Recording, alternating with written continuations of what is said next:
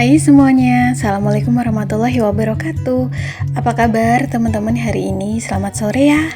Kembali aku menyapa teman-teman di sana. Mudah-mudahan teman-teman semua nggak bosen dengan video keseharian aku. Nah, di video kali ini aku mau berbagi kegiatan aku di sore hari. Tepatnya ini mau nyiapin masakan untuk makan malam ya teman-teman.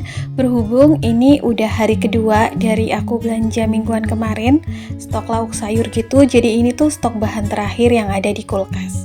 Hari ini rencananya aku mau masak menunya yang simpel aja. Ini lagi goreng kerupuk dulu karena aku punya stokan kerupuk ya teman-teman. Terus nanti mau bikin semur ayam, sayurnya aku mau pakai kulupan aja, tahu nggak kulupan? Sayur rebus gitu loh, sayur direbus terus nyambel. Udah sih gitu aja karena menu makan aku sehari-hari yang menyesuaikan dengan budget yang ada ya. Menu masakan yang aku bikin menu masakan sederhana, tapi menurut aku udah nikmat banget dan aku bersyukur banget. Oh ya, ini tuh aku pakai kerupuk Vina yang kerupuk udang.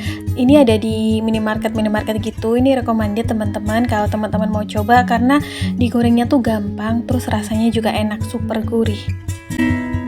Oh ya, sembari aku masak, aku mau sharing-sharing ya mengenai hidup minimalis, terutama tentang keuangan rumah tangga. Kali ini aku mau bahas temanya 5 tanda keuangan kita tidak sehat dan apa sih solusinya? Dari tanda yang pertama yaitu hidup di luar kemampuan. Nah, kadang-kadang kita nggak berasa ya teman-teman bahwa hidup yang kita jalani sebenarnya tanpa analisa tertentu kita udah keluar dari jalur keuangan dan juga kemampuan yang kita miliki. Apa sih tanda-tandanya ya? Suka minus atau over budget dalam mengatur keuangan, atau belum sampai akhir bulan, belum sampai kita terima gaji lagi, uang kita sudah habis. Lalu tanda yang kedua adalah kita tidak bisa membayar tagihan dengan tepat waktu. Nah, meskipun kadang-kadang entah itu perbankan ataupun tagihan-tagihan pemerintah seperti listrik, prabayar, dan lain-lain, air gitu ya, memiliki tenggang waktu sampai akhir bulan, namun alangkah baiknya kita membayar sesuai dengan tepat tanggalnya supaya tidak ada denda, terus juga mendisiplinkan kita. Nah, tanda kita keuangannya tidak sehat, salah satunya adalah tidak bisa membayar tagihan bulanan secara tepat waktu.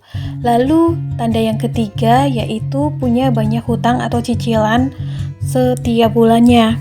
Nah, sebenarnya hutang ini bukan sesuatu yang dilarang keberadaannya, meskipun alangkah baiknya hidup itu bebas hutang ya. Tapi idealnya hutang itu 30% dari penghasilan yang kita miliki. Kalau udah sampai lebih dari 30%, kita udah bingung tuh mau mengatur keuangannya gimana. Karena seperti kita tahu ya teman-teman bahwa kebutuhan hidup itu bukan hanya tentang hutang dan cicilan, melainkan banyak sekali pos budget rumah tangga yang harus kita alokasikan anggarannya. Nah, gak berasa ini sambil goreng kerupuk udah selesai aja ya. Dari satu bungkus kerupuk yang merek Vina itu dapat 1 toples penuh nih. Lumayan kan buat stokan apa nih, pendamping lauk gitu ya. Kadang ada orang yang suka makan tuh harus pakai kerupuk. Di sini dilanjut, aku mau masak semur ayamnya. Ini aku mau kurangin minyaknya ya. Aku pakai wajan yang sama biar nggak terlalu banyak perabotan yang kotor. Nah, ini tuh tips praktis dari aku juga ya teman-teman, supaya nggak banyak ini cucian piring atau cucian perabotan. Kadang yang namanya cucian perabotan itu dalam satu harinya suka nggak ada habisnya ya, apalagi yang suka masak dan suka ganti-ganti gitu loh perabotan buat masaknya. Jadi kalau aku sendiri biasanya untuk menghemat cucian perabotan, goreng-goreng dulu, entah itu goreng kerupuk, goreng-gorengan, atau goreng lauk. Setelah itu baru deh numis-numis sayur atau masak sayur, tapi dengan wajan yang sama. Jadi nggak usah ganti wajan. Nah, ini aku untuk bumbunya pakai baceman bawang yang kemarin aku bikin. Ada bawang merah, bawang putih, kemiri yang aku giling pakai chopper atau blender, terus juga tambahin daun salam. Lanjut ya teman-teman, bahas tentang keuangan lagi. Tanda yang keempat, keuangan kita tidak sehat, yaitu uang kita habis sebelum akhir bulan atau sebelum tanggal gajian lagi gitu ya. Ada nggak sih yang ngerasa bahwa kok baru setengah jalan di bulan ini uangnya udah habis? Nah, kalau udah di kondisi ini sebaiknya kita bikin analisa dan evaluasi keuangan ya. Karena kalau kondisi ini diterusin terus-menerus, yang ada keuangan kita boncos terus, over budget, minus, dan tidak akan pernah sehat. Dan tanda keuangan kita tidak sehat yang kelima yaitu kita tuh merasa kurang terus terhadap penghasilan yang kita miliki. Lalu dari rasa kurang tersebut timbul mengeluh, terus juga tingkat stres tinggi menghinggapi diri kita, terus juga akhirnya itu kita jadi suka marah-marah, nggak bisa berpikir dengan bijak, dengan tenang. Akhirnya yang ada kehidupan kita itu nggak pernah ada bahagianya. Mengeluh, bersedih, terus juga mematokkan hidup kita dengan membandingkan hidup yang kita miliki dengan orang lain. Tentu saja kita tidak mau ya kondisi tersebut berlarut-larut. Itu dia teman-teman 5 tanda keuangan kita itu tidak sehat. Pasti kita tidak mau berlarut-larut seperti itu. Lalu apakah ada solusinya? Tentu saja ada. Nanti aku bahas ya, simak terus. Oh ya, ini gak berasa, tadi udah aku masukin ayamnya, terus aku tambahin air untuk kuahnya, terus bumbu seasoning ya. Seasoningnya seperti biasa, standar aja. Ada garam, terus juga kaldu bubuk, gula pasir, kecap manis, terus aku tambahin lada bubuk dan juga pala bubuk. Nanti juga aku tambahin sedikit santan instan yang kental itu loh teman-teman. Dimasak sampai mateng, agak sedikit asat gitu ya, kuahnya udah jadi. Lanjut ke tema keuangannya ya, bahwa tanda keuangan kita yang tidak sehat itu pasti menyiksa diri kita ya, mengganggu pemikiran, terus juga aktivitas jadi tidak bersemangat, hidup juga rasa kayak bersedih gitu ya. Terus ngelihat orang lain kok rasanya kayak seneng, bahagia, terus kok kenapa kita tidak. Nah sebenarnya itu tuh tanda-tanda tingkat stres kita tuh tinggi karena kita tidak bisa mensyukuri apa yang kita punya. Jadi mulai sekarang mari kita perbaiki bareng-bareng, karena aku pun dulu seperti itu. Nah solusinya apa aja sih?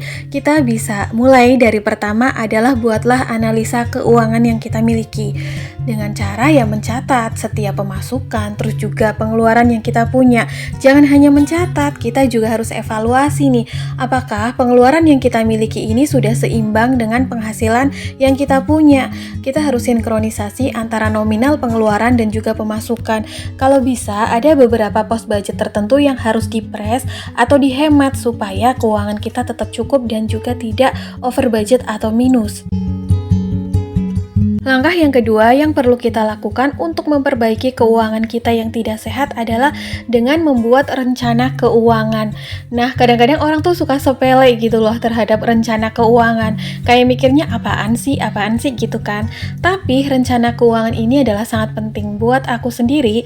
Rencana keuangan ini bisa memotivasi aku karena dari dulu ya teman-teman, saat aku memiliki masalah keuangan rumah tangga aku tidak sehat, bahkan cita-cita pertama kali dalam mengelola keuanganku itu adalah pengen banget keuanganku itu sehat, nggak muluk-muluk, nggak pengen beli ini itu ataupun nggak pengen mewujudkan ini itu, pengen sehat aja, pengen surplus keuangan yang aku miliki.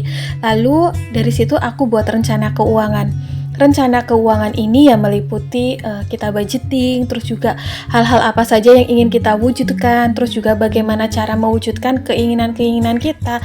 Misalnya nih kita pengen keuangan kita surplus tidak minus, ya kita harus melakukan apa? Apakah dengan cara mengurangi pengeluaran atau dengan cara menambah penghasilan? Itu solusi alternatif yang memang diwajibkan ya. Lalu juga apa saja yang ingin aku raih, ingin aku wujudkan, ingin aku beli dalam beberapa kurun waktu tertentu, itu semua aku catat, aku anggarin. Terus juga bagaimana cara aku menabung, apakah menabungnya setiap bulan sekali atau adakah tabungan-tabungan seperti Seven Challenge ataupun tantangan menabung. Itu semua kalau bisa kita wujudin atau bisa kita lakukan itu sangat menyenangkan, pastinya dengan proses step by step. Tidak harus instan untuk mencapai semua keinginan kita, tapi satu langkah demi satu langkah. Langkah yang ketiga untuk memperbaiki keuangan kita yang tidak sehat adalah hindari hutang yang tidak perlu. Nah, ini kita perlu ingat ya teman-teman, bukan melarang hutang sepenuhnya, tapi alangkah baiknya hindari hutang-hutang yang tidak perlu atau tidak emergensi. Misalnya hutang untuk membeli sesuatu yang kita inginkan, hutang untuk membeli barang-barang tertentu itu jangan, karena hutang sejatinya akan memakan pos budget kita atau pos budget penghasilan kita itu lebih banyak, sehingga menjadikan kita dalam mengelola keuangan kita itu menjadi sempit, karena uang yang harusnya bisa kita kelola dengan leluasa akhirnya karena kemakan pos budget hutang dan harus kita potong, akhirnya kan jadi sempit, terus kita jadi pusing lagi kan. Langkah yang keempat, supaya kita bisa memperbaiki keuangan kita yang tidak sehat adalah dengan cara menerapkan latihan hidup hemat.